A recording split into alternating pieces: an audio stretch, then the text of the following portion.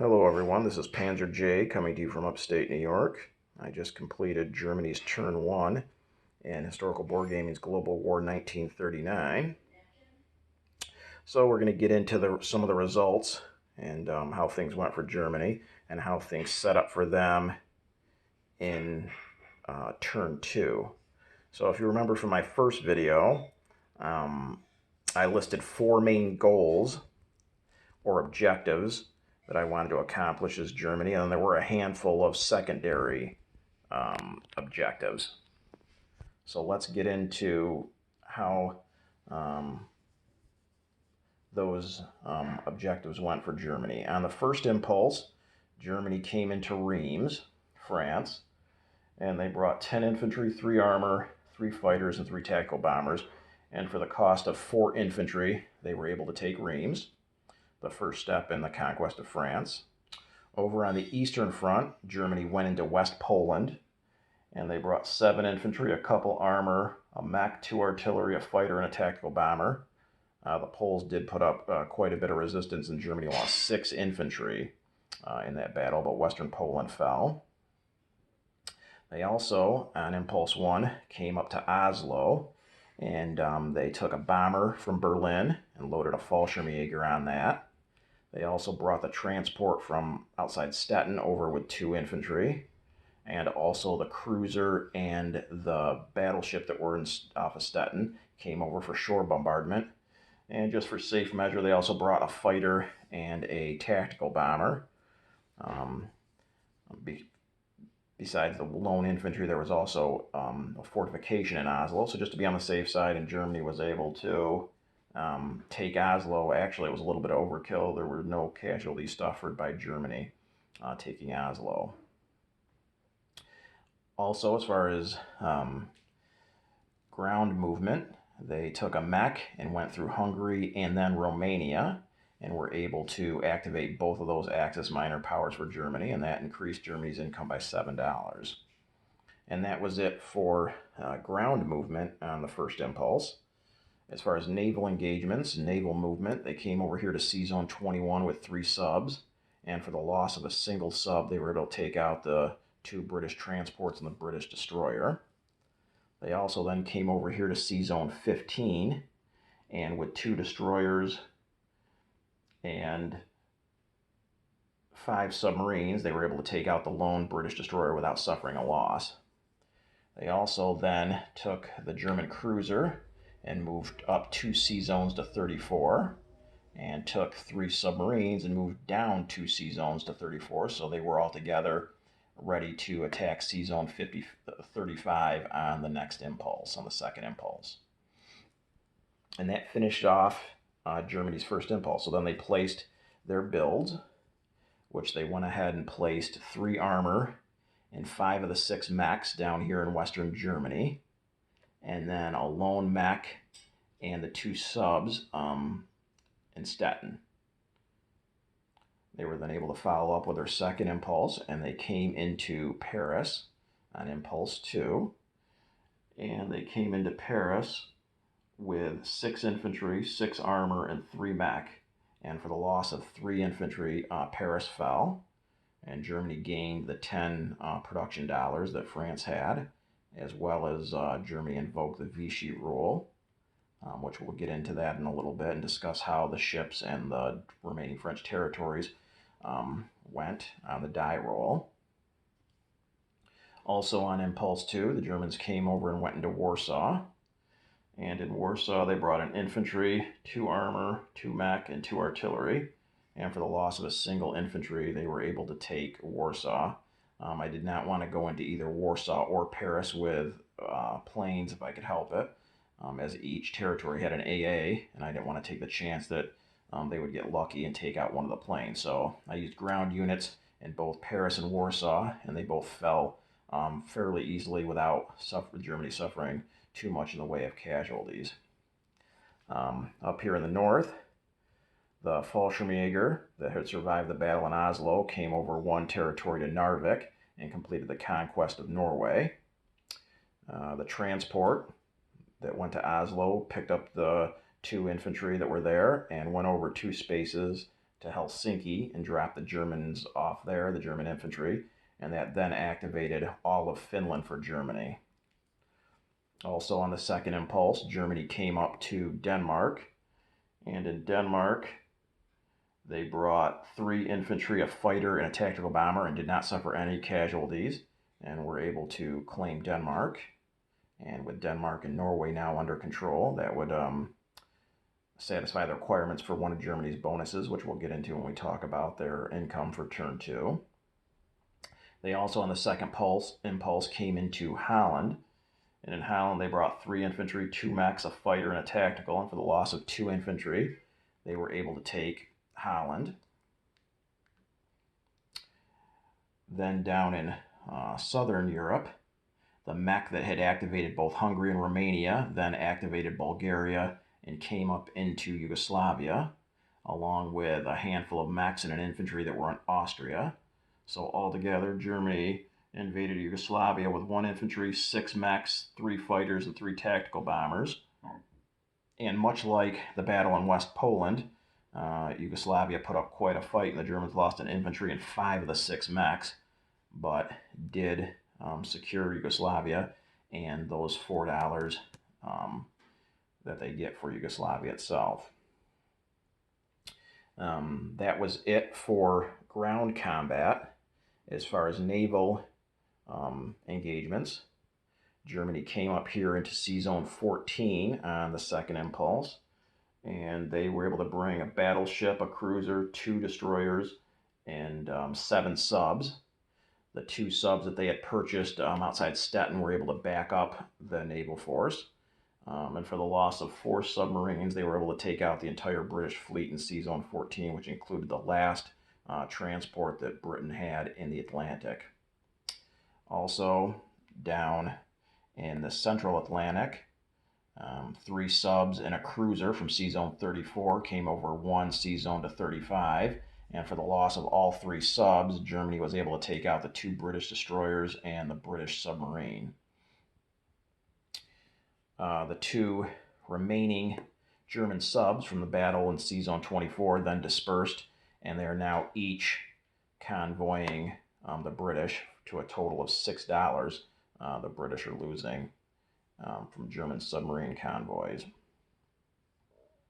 As far as remaining movement, most of the German planes flew back to Berlin and Czechoslovakia. They are now centrally located in Europe to attack in any direction Germany sees fit going into turn 2, except for 2 fighters that flew down to southern Italy in anticipation of possibly moving down to Tobruk for turn 2 and beefing up the Italian defense in North Africa. So other than that, that covered the combat and movements of German units in turn 1. So other than really Yugoslavia and West Poland, Germany was able to not only accomplish all of their first and secondary goals, but do so without too much in the way of losses. As I said, at the fall of Paris, Germany did invoke the Vichy rule. So then all the remaining French territories and ships on the board were rolled for. And starting with the ships, Germany came out really well in that regard. Only a single ship went free French, this battleship here, and it moved up to Sea Zone 23, so it's now reinforcing that British fleet. So definitely good for the British to have gained a battleship, but that was the only ship that went free French. Everything else was either scuttled, Vichy, or German. Speaking of going German, the Germans were able to get a transport, a destroyer, and a cruiser out of the rolls for the French Navy. And then Vichy were able to gain a cruiser, 2 destroyers, and a sub, which are now outside the port in Tunisia. So everything else was scuttled. So altogether, that's +7 when you consider Vichy and German combined, 7-1 German to Allied ships in terms of the rolls. So very good for Germany in that regard. As far as the territories, they broke a little bit more even. In France itself, two territories, Bordeaux and Marseille, both went free French. So that's a total of $4 the British will now be collecting. And then Normandy went Vichy, so Germany gets that dollar. Also, in regards to Marseille, since that ended up going free French, it didn't cost Germany anything not having saved the $5 to be able to potentially put the 2 infantry in the tank in Marseille. Since it went free French anyways, that $5 would have just sat there unspent, so didn't hurt Germany at all.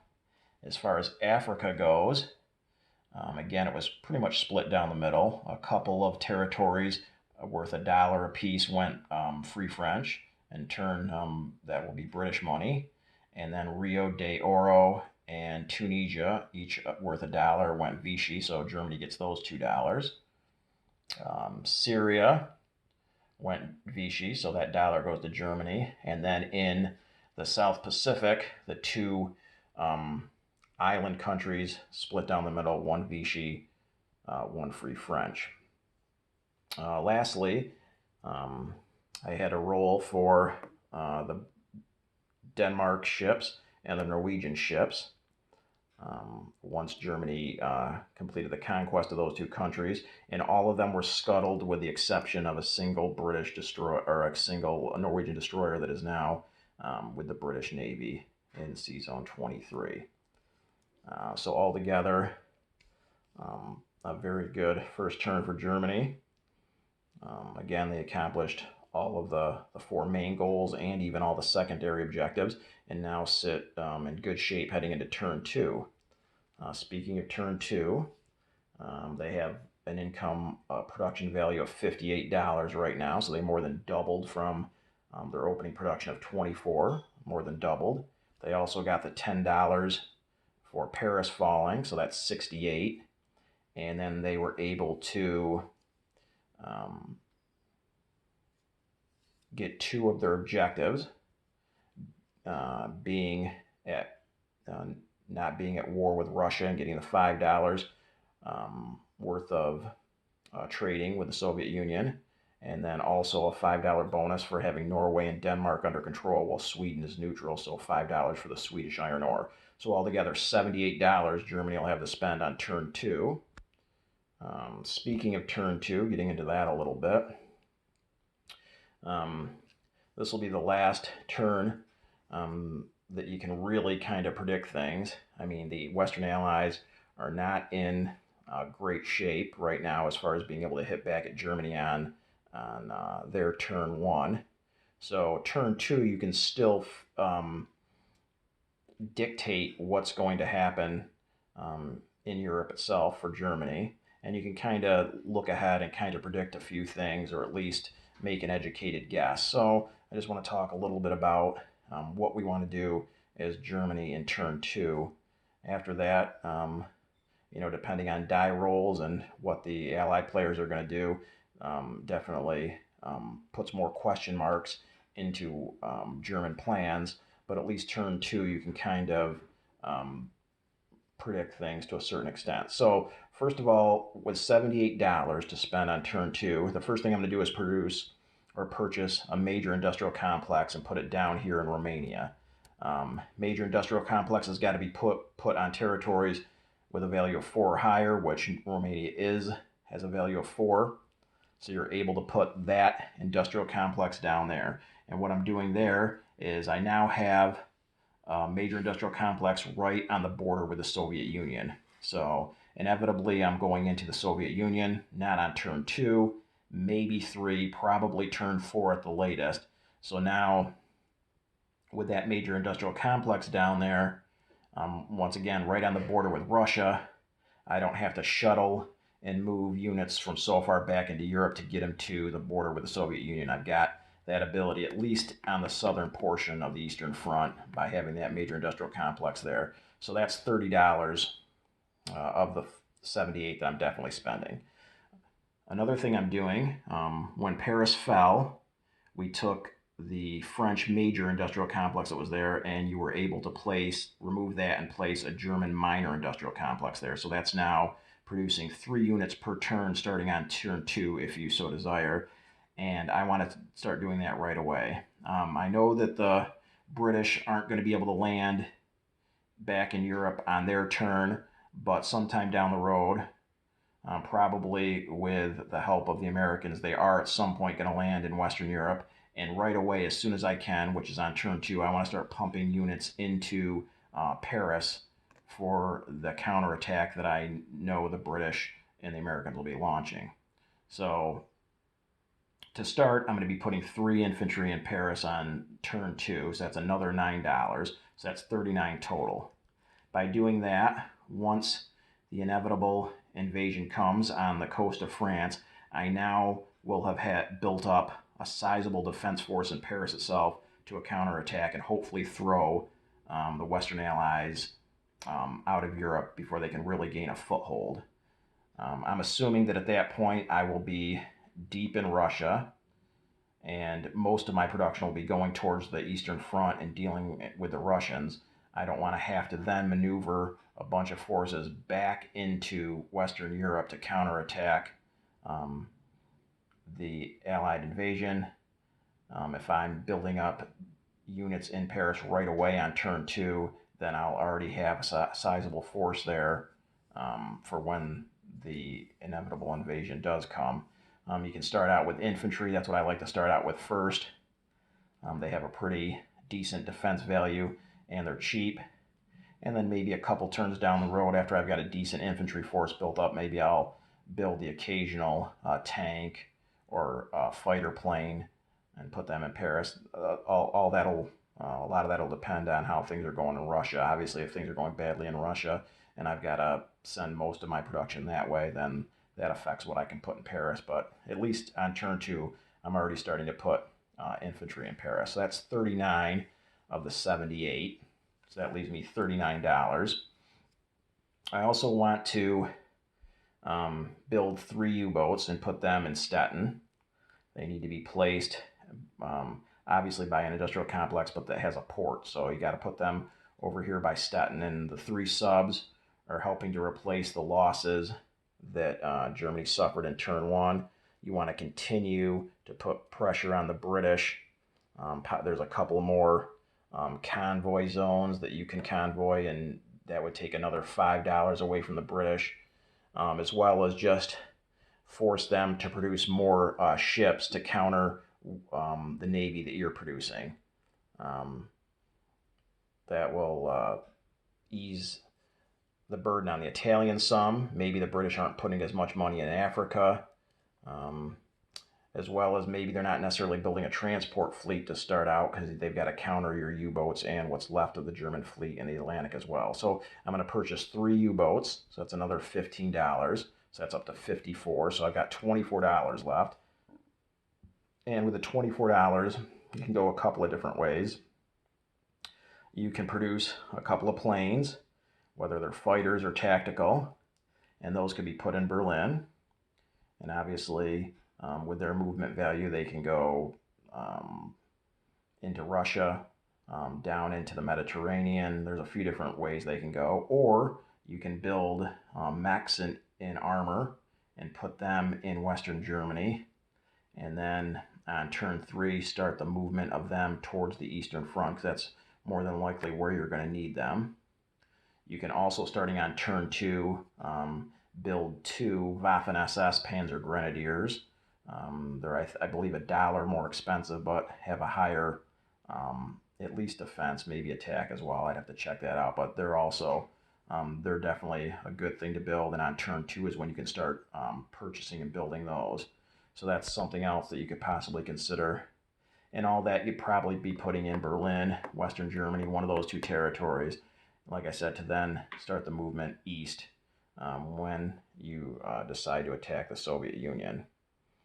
Other than that, that pretty much covers the results from Germany from turn 1, as well as some things to think about heading into turn 2, some things you might want to accomplish. As things look right now, Germany is in very strong position. And again, we accomplished everything that we set out to at turn 1. My next video will be on Japan turn 1, some thoughts and strategies on them, and we'll combine that in the same video with the results of what happened for Japan turn 1. Thanks for watching.